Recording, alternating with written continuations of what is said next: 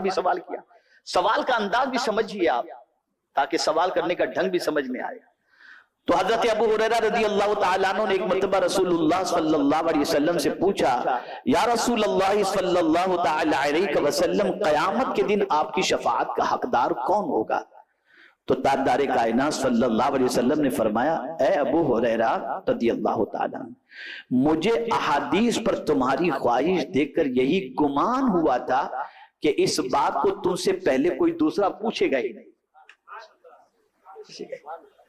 پھر رحمت عالم صلی اللہ علیہ وسلم نے فرمایا، قیامت کے روز میری شفاعت اسے نصیب ہوگی جو خلوص دل کے ساتھ لا الہ الا اللہ محمد الرسول اللہ صلی اللہ علیہ وسلم پڑھے گا، جو دل سے خلوص دل کے ساتھ یہ کلمہ طیبہ پڑھ لے، اسے رسول اعظم صلی اللہ علیہ وسلم کی شفاعت نصیب ہوگی۔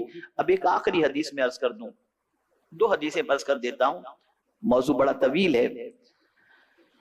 موت کے وقت عالم سکرات میں کلمہ طیبہ نصیب ہونا موت کی سختیوں کو دور کر دیتا ہے۔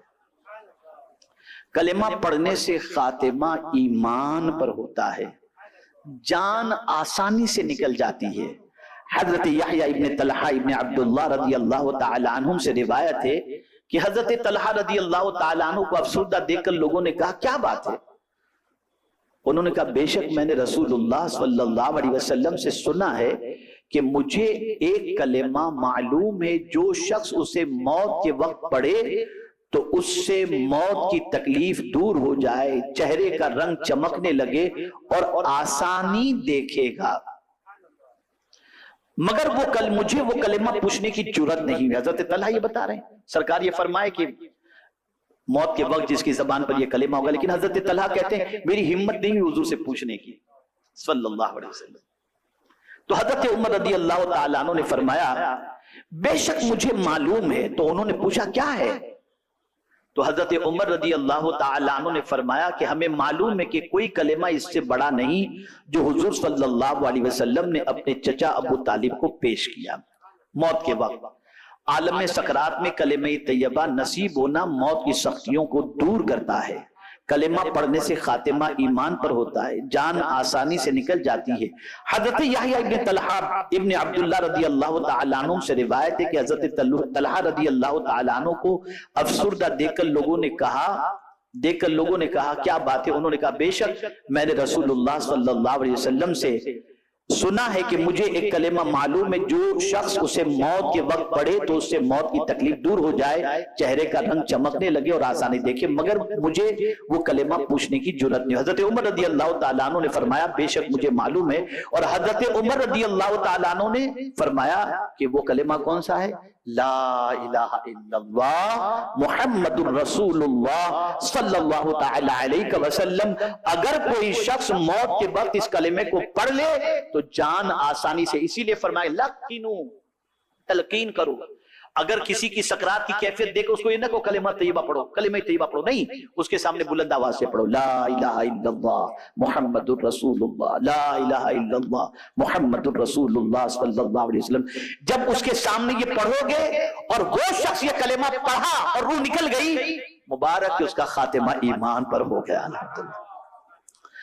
اب آخری بات، جو شیطان اپنے شکنجے میں لوگوں کو گرفتار کیے ہوئے ہے، بڑی آسانی سے پیر پھسل رہے ہیں، زبان پھسل رہی ہے، ہاتھ پھسل رہا ہے، دل پھسل رہا ہے، ساری چیزیں پھسل رہی ہیں۔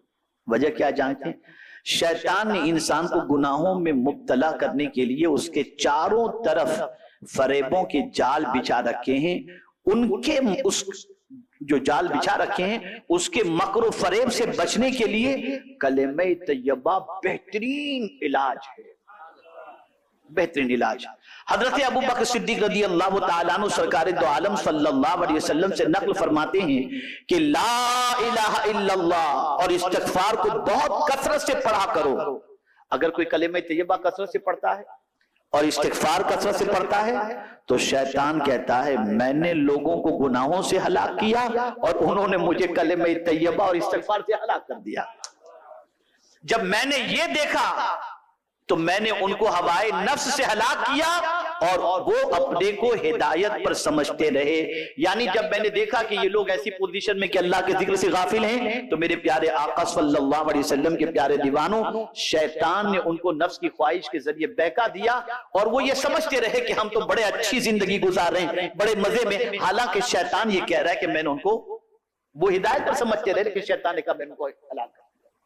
تو کہنے کا مقصد یہ ہے, اے رسول اعظم صلی اللہ علیہ وسلم کے دیوانوں, اللہ کا ذکر کثرت سے کرو. کہ قرآن مقدس میں رب نے فرمایا یا ایھا الذین آمنوا اذکروا اللہ ذکرا کثیرا وسبحوہ بکرۃ واصیلا.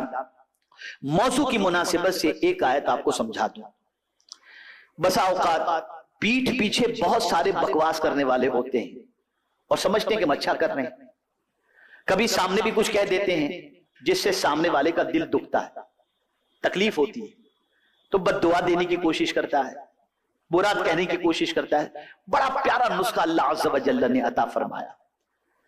آقا کریم صلی اللہ علیہ وسلم سے سچا تو کوئی دوسرا نہیں ہو سکتا, لیکن رسول اعظم صلی اللہ علیہ وسلم کے حوالے سے لوگوں نے اتنی بکواسیں کی کہ سرکار صلی اللہ علیہ وسلم کا دل چھل نہیں ہوا. تو رب نے نسخہ عطا فرمایا.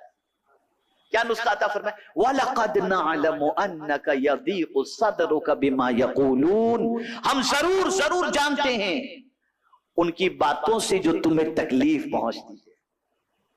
کسی کی بات جب آپ کو تکلیف پہنچائے نا, کوئی آپ کو کہے کہ فلاں نے آپ کے بارے میں ایسا کہا, تکلیف پہنچے نا, تو بد دعا مت دو. بد دعا آپ کے دل کو سکون نہیں دے گا. رب سے حضور فرماتا ہے فَسَبِّحْ بِحَمْدِ رَبِّكَ, اپنے رب کی تسبیح کرو اور حمد بجا لاؤ. وَقُمْ مِنَ السَّاجِدِينَ, اور سجدہ کرنے والوں میں شامل ہو جاؤ. تو جب تم اللہ کا ذکر کرو گے, اللہ تمہارے دل کو سکون سے بھر دیا کرے گا, سکون کی دولت سے. یہ موضوع آج اس لیے میں نے اس کا انتخاب کیا کہ آئندہ ہفتے کو انشاءاللہ العظیم امید ہے کہ ماہ ذی الحجہ شروع ہو جائے گا. تو اس ماہ مبارک میں کثرت کے ساتھ اللہ کا ذکر کرنا چاہیے, کثرت کے ساتھ تکبیر اور کثرت کے ساتھ تحلیل, کثرت کے ساتھ تسبیح, کثرت کے ساتھ تحمید کرتے رہیں. من بنا لیں, عادت بنا لیں کہ انشاءاللہ العظیم ہم کم سے کم 10 دنوں کے اندر اس طریقے سے کہ 70,000 مرتبہ 70,000 ٹائمز کلمہ طیبہ پڑھیں گے انشاءاللہ. آپ یہ ارادہ کر لیں, اسی کے ساتھ نماز, اسی کے ساتھ قرآن, اس کے ساتھ تلاوت, اس کے ساتھ استغفار, صدقہ و خیرات, روزے, یہ ساری چیزیں ان دنوں میں کریں. میری کلپ انشاءاللہ ان قریب آپ کے سامنے آ جائے گی جس میں عشر ذی الحجہ کے بارے میں مزید معلومات آپ کو انشاءاللہ اس سے مل جائے گی. لیکن آج میں نے یہ فضیلت اس لیے آپ کے سامنے پیش کی تاکہ ان فضیلتوں کو سننے کے بعد آپ اپنی زبان کو اللہ کے ذکر سے ہمیشہ کے لیے تر رکھنے کی عادت بنا لیں. اللہ تعالیٰ مجھے آپ کو سب کو رسول رحمت صلی اللہ علیہ وسلم کے صدق و طفیل اپنے ذکر کی سعادت نصیب فرمائے.